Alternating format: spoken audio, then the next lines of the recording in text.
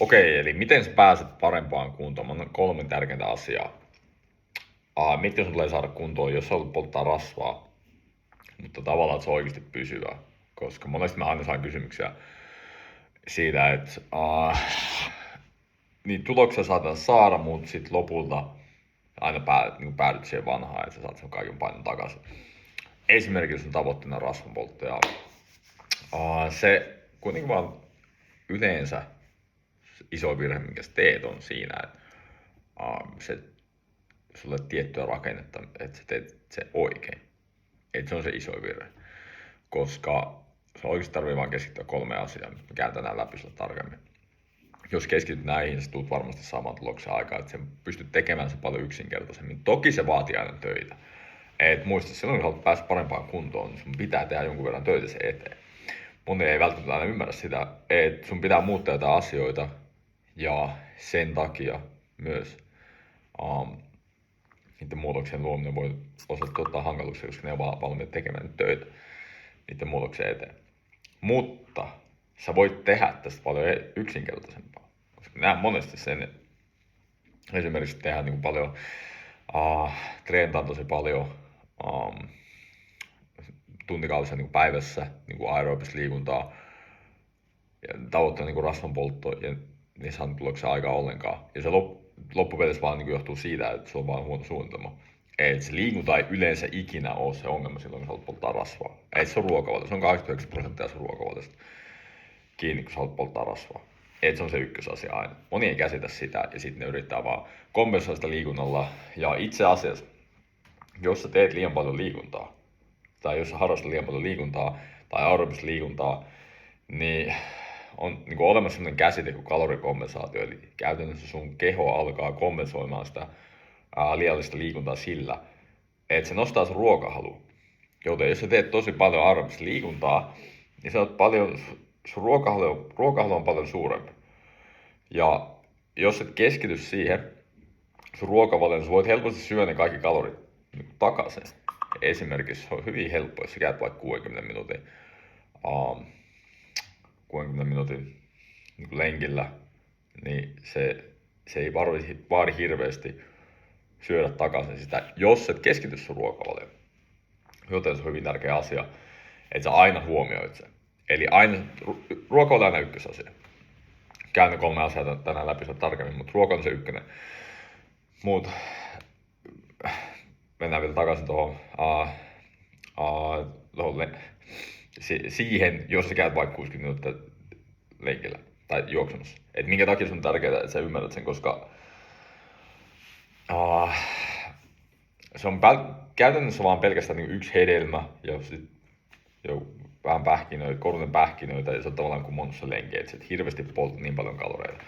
Et monesti luullaan, että jos sä käyt lenkillä, se riittää se rasvanpoltto. Joo, sä voit aluksi saada tuloksia aikaa, mutta pidemmällä aikavälillä, että se ei tule ikinä toimimaan. Et mulla on paljon asiakkaita, jotka ei pysty treenaamaan hirveästi 2-3 kertaa viikossa ja saa tuloksia aikaa, me keskitytään niin oikeaan asiaan niin ruokavalioon. Toki justiin treenaaminen on tärkeää, varsinkin jos haluat saada lisää lihasmassaa tai parantaa sun lihaskuntoa, niin sun tulee tehdä lihaskuntoharjoittelua. Ja se on jokaiselle yhtä tärkeää, koska jos sulla on esimerkiksi myös niska- ja hartiasedun kipuja, niin yleensä ne johtuu myös siitä, että se on lihas epätasapainoa. Ja jos sä käyt treenaamassa 2 tai 3 kertaa viikossa, niin sä eliminoit hyvin pitkälle, varsinkin jos sä teet päätetyöskentelyä tai toimistotyötä. Niin siitä on iso hyöty sulla. Lisäksi se tehostaa sun aineenvointia.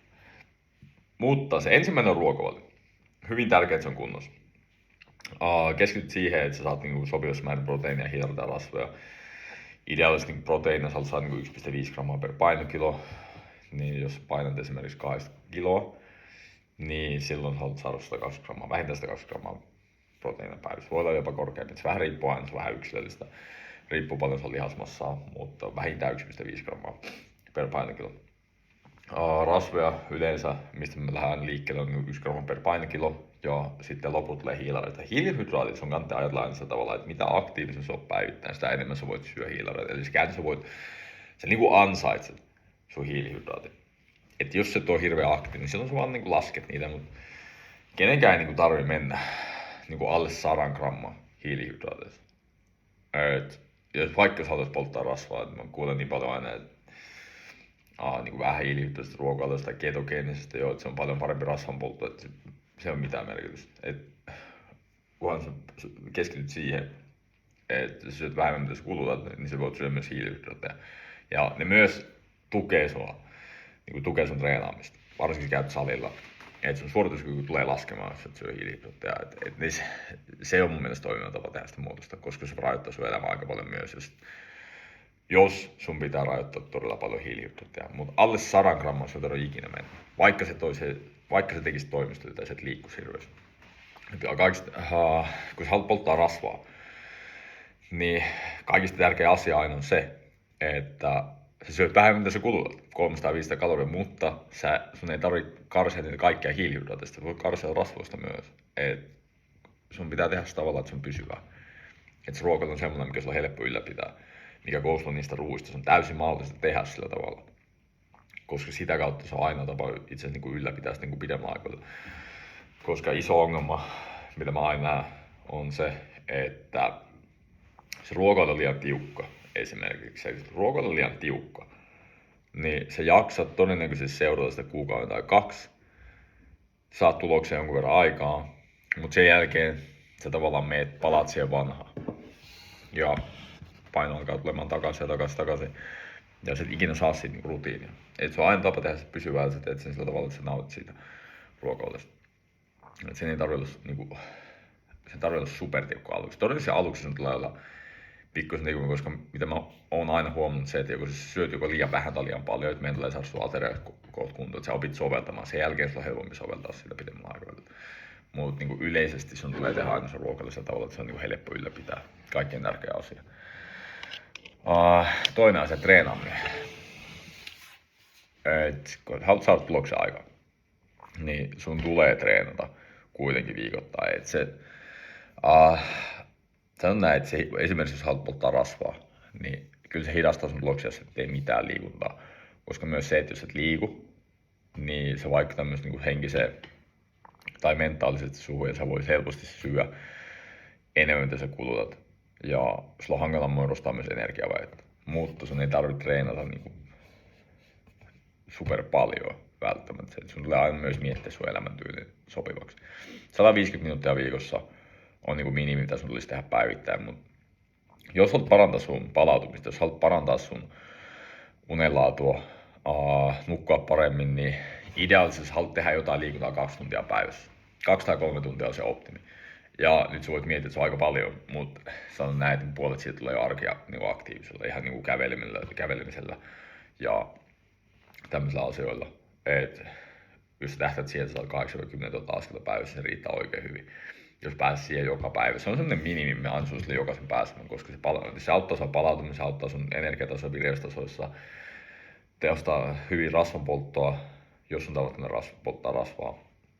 Se parantaa myös sun unenlaatua. Se nukahat paljon helpommin, koska jos sulla on univaikeuksia, voi johtua siitä, että se nyt vaan niin liikut tarpeeksi päivittäin. Et meidän keho on luotu siihen, että me liikutaan päivittäin. Mutta nykypäivänä se on paljon helpommin olla liikkumatta, jos sä käytät autoa joka paikkaan, niin jos otat jotain asioita myös ylös, niin ota tää, koska jos sulla on univaikeuksia, voi johtua vaan siitä, että sä oot tarpeeksi aktiivinen päivittäin. Koska mä huomaan heti, jos mä oon aktiivinen päivittäin, mulla on hankala nukkua illassa. Joten hyvin tärkeä asia jo senkin takia, että jos sä haluat parantaa sun unenlaatua, sulle liikkua, mutta 2 tai 3 kertaa lihaskuntaharjoittelua viikossa vähintään ja 8-10 000 askelta jossain päivässä. Se on riittävä niin rasvanpoltto. Jos sä teet tämän, tai jopa sä treenat yli 2 tai 3 kertaa viikossa ja sä saat yli 8-10 000 askelta keskimäärin päivässä. Jos nämä on jo kunnossa ja sä et saa tuloksia aikaa, sun tavoitteena polttaa rasvaa, niin silloin sun ongelma on ruokavaliossa. Silloin se ongelma on niinku treenaamassa. Mitä mä yleensä huomaan, koska 8% aina kun konsultoin jotain asiakasta, niin ruokailu ei ole kunnossa. Mutta toki treenaamisessakaan, tiettyjä asioita pitää korjata myös treenaamisessa, mutta niin liikkumisen kannalta se ei ole ongelma ollut.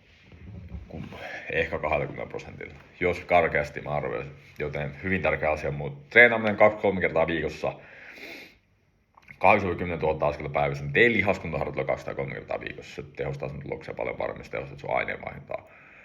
Ja numero 3, mikä sulla pitää olla kunnossa. Mikä aliarvioida? On lepo. Moni nukkuu liian vähän. Ja se vaikuttaa suoraan sun rasvanpolttoon. Se vaikuttaa siihen, että sulla on enemmän mielitekoa ja kaikkea epäterveellisiä ruokia kohtaan. Joten se on yksi iso asia, mikä sun tulee saada kuntoon. Että se nukkuisi 7-8 tuntia joka yö. Ja sen takia se on tärkeää, että sä liikut päivittäin, koska jos sulla on univaikeuksia, niin sit taas sä nukut vähemmän ja se vaikuttaa sen rasvanpolttoon. Sen takia nämä kaikki 3 asiaa on tärkeää, että se voi keskittyä yhteen asiaan, että niin ruokailija, jos sulla on se kunnossa, niin sä saat tuloksen aikaa.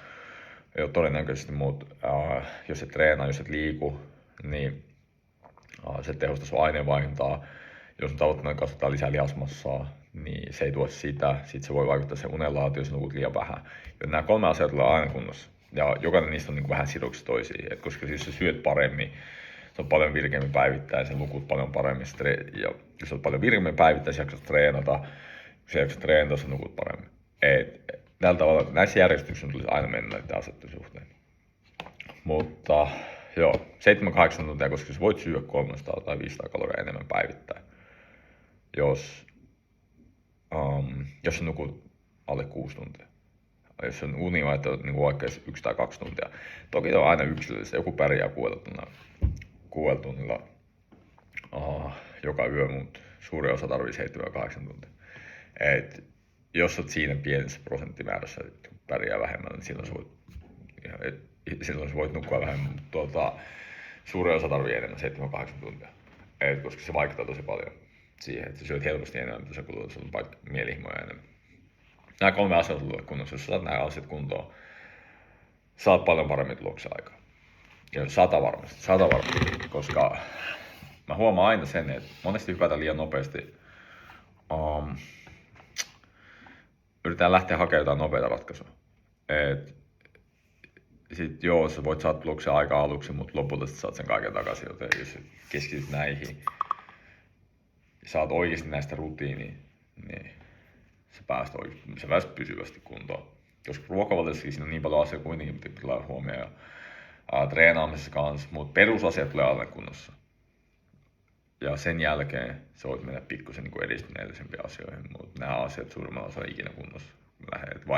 Vaikka ne treenaisi salilla, vaikka ne söisi suht terveellisesti, mutta just että se, että koska loppupeleissä on muuten myös niin vähän yksilöllistä. Että mikä sun lähtötaso on ja mikä se iso ongelma siellä on. Ja sun ei tarvitse muuttaa 100 asiaa kerralla. Sä voit keskittyä yhteen asiaan kerralla, sen jälkeen lähteä seuraavaan. Sä saat siitä huolimatta tuloksia aikaa. Koska muistat, että sun keho adaptoituu aina asioihin. Et sä voi mennä samalla ohjelmalla koko ajan niin treenaamisen suhteen. Sä et voi mennä samalla ruokavaliolla, koska keho adaptoituu siihen. Joten sun pitää osata tehdä niitä muutoksia sen suhteen, jos et saa aina tuloksia aikaa. Ne on isoimmat asiat, mitä mä huomaisin. Keskity eka siihen, että määrittelee, jos mä lähtisin, jos on tavoitteena vaikka rasvanpoltto, niin mä lähtisin tällä tavalla liikkeelle. Mä määrittelisin, että paljon sä haluat pudottaa painoa ensimmäisen. Että sun pitää tietää sun tarkka tavoite, mihin sä haluat päästä. Koska sitä kautta sä pystyt ainoastaan rakentamaan suunnan, minkä avulla sä pääset ja mikä on realistinen. Sen jälkeen, sä tiedät sen tavoitteen, jos on 10-15 kiloa painon pudotus noin 6 kuukautta, että sä saavutat sen. Riippuu paljon sun painoa pudottava. Mutta ideaalisesti 0,5 kiloa rasvaa viikossa on niinku hyvä määrä. Sen jälkeen sun pitää tietää, sun kannattaa ottaa tehdä ruokapäiväkirjaa vaikka pari päivää. Ja sä näet paljon sä syöt tällä hetkellä, paljon kaloreita saat päivässä. Laske sun kulutus, sä voit laskea sen Harris-Benedict-kaavalla.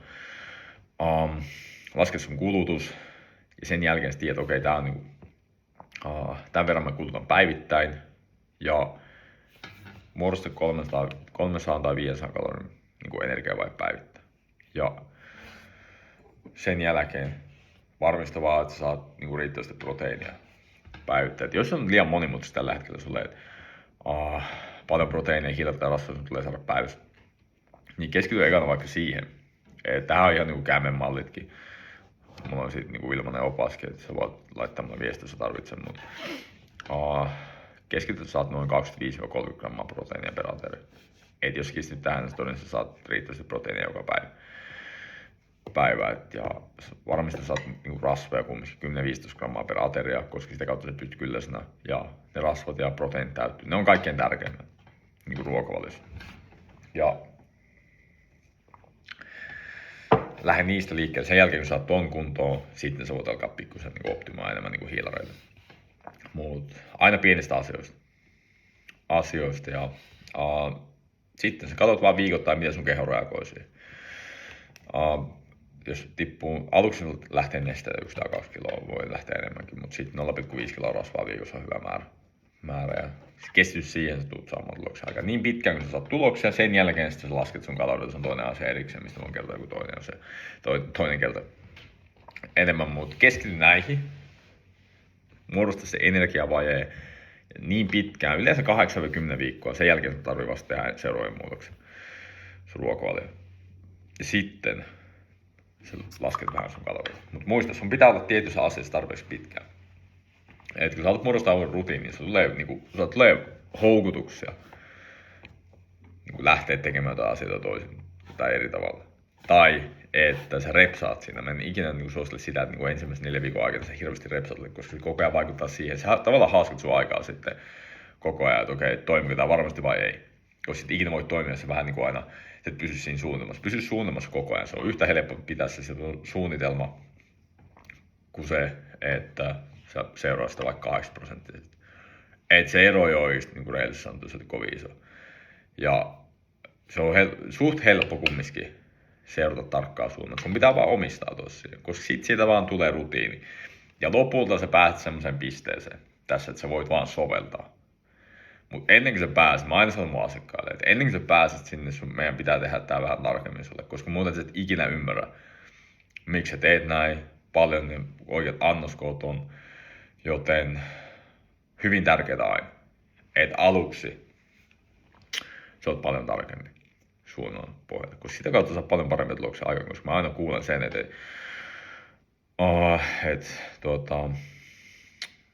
motivaatio laskee jossain kohtaa. Ja yleensä motivaatio laskee sen takia, kun sä enää saat tuloksia aikaan. Ja jos et seuraa tarkkaan suunnitelmaa, että saat tuloksia aikaan. Joten sen takia sun kannattaa olla paljon tarkemmin, jos se motivaatio pysyy, kun sä näet tuloksia, sä näet, että tästä on jotain hyötyä sulle. Ja älä anna periksi. Et muista, sulla on aina houkutuksia niin antaa periksi sinne. Älä anna periksi. Koska se pitää tarvitse pitkään siitä, se tulee koko ajan helpompaa siinä. Koska jos sä näet jonkun henkilön, joka on hyvässä kunnossa, niin voin sanoa suoraan, että se tekee samoja asioita vaan päivittäin. Et sillä on rutiinit elämäntavat. Mutta rutiinia ja elämäntavat on niin muodossa, ne ei tapahdu niin viikossa 2. Et sun tulee niitä houkutuksia, että haluat niin palata vanhaan, koska sä pusket tavallaan itseäsi niin vähän mukavaisuuden ulkopuolella. Että sä et ole tottunut tekemään niitä asioita. Sun pitää pysyä siellä tarpeeksi pitkään, kun lopulta siitä tulee rutiini ja elämäntapa. Ja sitä kautta sä oikeasti opit tekemään sen pysyvällä tavalla. Joten sen takia aina suosittelen, että sun pitää lähteä aina liikkeelle tavalla, että se on realistista. Moni ei lähde sillä tavalla liikkeelle. Ja yrittää lähteä niin kaikki oikoreittien kautta. Joo, sä saat tuloksia aika nopeasti, mutta sä saat se kaiken takaisin. Et siinä on mitään järkeä, vaan pidemmän perspektiivillä sä haaskas niin vuosia, se kestää vuosia enemmän, että sä pääst sun tavoitteeseen.